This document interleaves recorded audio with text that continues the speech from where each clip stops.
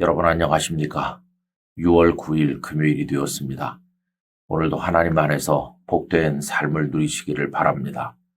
오늘 같이 읽으실 말씀은 욥기 29장에서 33장 말씀이 되겠고, 함께 나누실 묵상의 말씀은 31장 4절이 되겠습니다. 4절 말씀을 제가 읽도록 하지요. 그가 내 길을 살피지 아니하시느냐? 내 걸음을 다 세지 아니하시느냐. 아멘. 오늘은 살피시는 하나님이라는 제목으로 이 말씀을 잠시 나누고자 합니다. 많은 사람들이 욥기를 두고 여러 가지 이야기를 했습니다. 욥기야말로 문학의 정수다, 그렇게 평가하는 사람이 있는가 하면 인생의 모든 것을 다 보여준다고 말하기도 하였습니다. 그런가 하면 욥기는 이해하기 어려운 말씀이라고들 또 이야기 많이 하고 있죠. 그렇습니다. 욥기는 이해하기가 무척 어려운 말씀이라고 생각이 됩니다. 여러 차례 읽어도 그 주제를 명확히 이해하는 것이 그리 쉽지 않은 말씀이 욥기입니다. 근데 욥기에 이제 몇 가지 중요한 가닥이 있다고 생각을 합니다. 하나는 우선 욥이 고난을 당했다고 하는 현실적인 사실이 있습니다. 두 번째로는 그 욥이 당한 고난을 두고 사람들의 다양한 의견이 표출됩니다. 욥을 위로하기 위해서 친구들이 오지요. 그리고 그들이 욥을 위로하는데 그들의 이야기가 조금씩 차이는 있지만은 논조는 한 방향을 지향하고 있어요. 그들이 주장하는 이야기의 한 방향이라는 것은 욥이 하나님 앞에 죄가 있어서 그 죄에 대한 하나님의 징벌로 고난이 왔기 때문에 욥은 하나님 앞에 자신의 죄를 인정하고 회개해야 된다 하는 그런 논조입니다. 그에 대해서 욥이 주장하는 것은 뭐냐 하면 자신은 이렇게까지 하나님의 징벌을 받을 정도로 죄를 범한 적이 없다. 나는 하나님 앞에 부끄럽지 않게 살기 위해서 노력했다 하는 이야기를 일관되게 하고 있다는 것입니다. 자, 여러분, 오늘 읽은 이 말씀 속에도 욥이 자신이 부끄럽지 않게 살았노라는 이야기가 나와 있어요.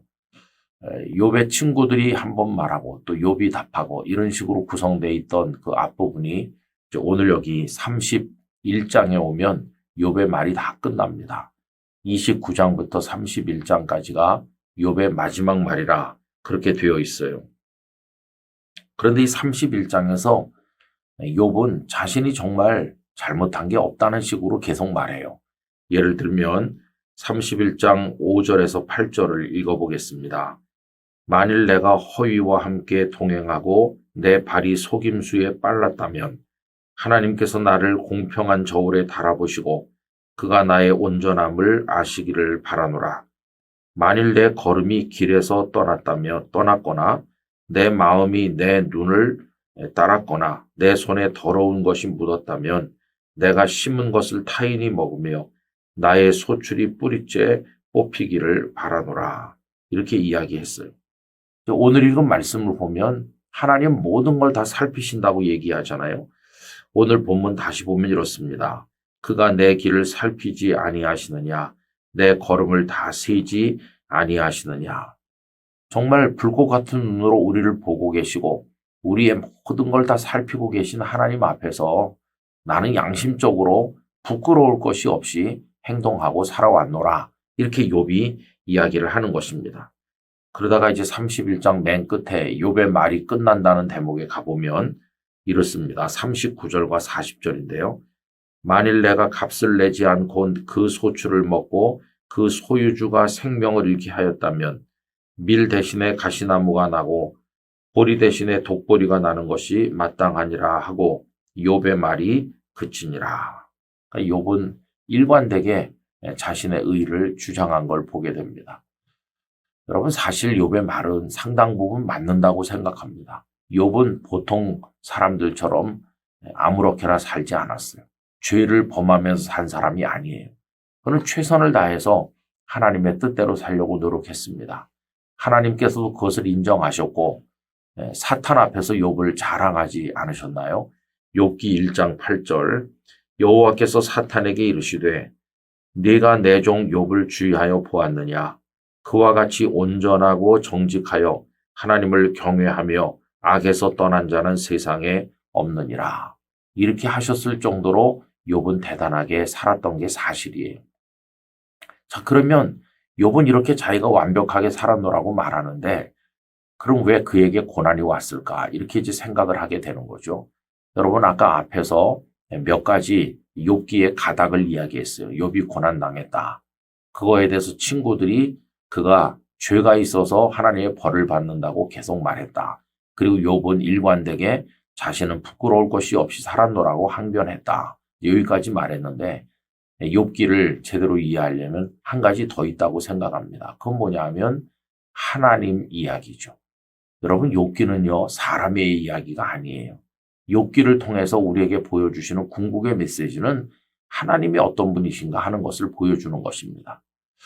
거기까지는 이제 사람의 이야기가 많아요. 고난당하는 사람을 위로한다고 와서 자기 판단대로 그를 오히려 정죄하는 욥의 친구들, 그리고 그거에 대해서 억울함을 호소하는 또 한 사람인 욥의 이야기, 전부 사람의 이야기잖아요. 그런데 욥기의 마지막에 가보면은 엘리후의 이야기가 나오는데 그것도 역시 사람의 이야기고 맨 끝의 결론은 하나님이세요, 하나님. 하나님이 어떤 분이신가? 그걸 보여주는 것이 욥기의 결론이라고 할 수 있습니다. 여러분, 하나님은 어떤 분이신가요? 하나님은 온 세상의 창조주요, 모든 것의 주인이시요, 문자 그대로 온전하신 분이세요. 아무리 욥이 하나님 앞에 부끄러울 것이 없이 살았노라고 말해도 그 하나님 앞에 가져다 놓으면 아무것도 아니에요. 결국 욥기를 다 읽었을 때 우리 마음에 남아야 되는 결론은 인간의 억울함이나 아니면 인간의 의나 그런 주제가 아니라 하나님의 온전하심이에요. 그 하나님의 온전하심 앞에 죄인이 가서 앉든 아니면 의인이라고 자처하는 사람이 가서 앉든 하나님 앞에서는 다 똑같이 연약할 뿐이에요.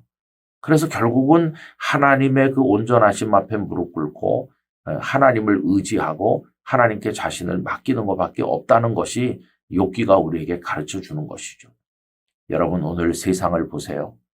얼마나 시끄럽습니까? 이런 사람의 이야기 저런 사람의 이야기 마치 욥의 친구들과 욥이 옥신각신하는 것처럼 여러 가지 이야기들이 난무하고 있습니다. 그러나 이 세상 속에도 흘러가지 않는 한 가지 진리가 있는데 온전하신 하나님, 바로 그분이십니다.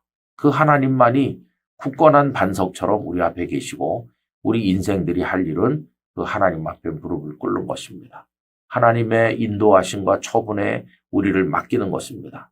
하나님은 우리를 연단하신 이후에 순금같이 되도록 하실 분이시기 때문에 하나님 저는 부족한 죄인에 불과합니다. 이러면서 하나님의 온전하심에 그 영광을 높이는 거, 그게 우리가 할 일이라는 것을 욥기가 가르쳐 주죠.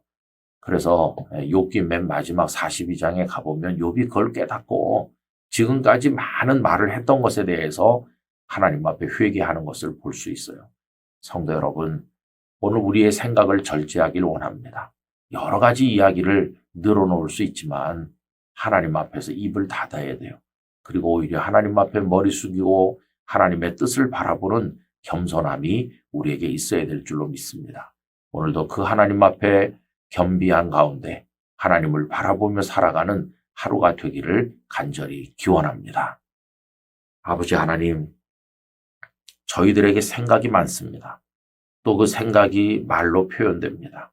다양한 말이 우리를 어지럽힙니다. 그 속에는 자신의 의를 자랑하는 말도 많습니다. 그러나 궁극적으로 하나님 앞에 저희들은 죄인에 불과하고 하나님의 은혜를 구할 뿐입니다. 오 하나님 전능하시고 온전하신 아버지여, 저희를 이끌어 주시고 저희를 어루만져 주시고 연단하사 순금같이 되게 하시고 저희들은 하나님만 바라보게 하여 주시옵소서. 예수님의 이름으로 기도하옵나이다. 아멘.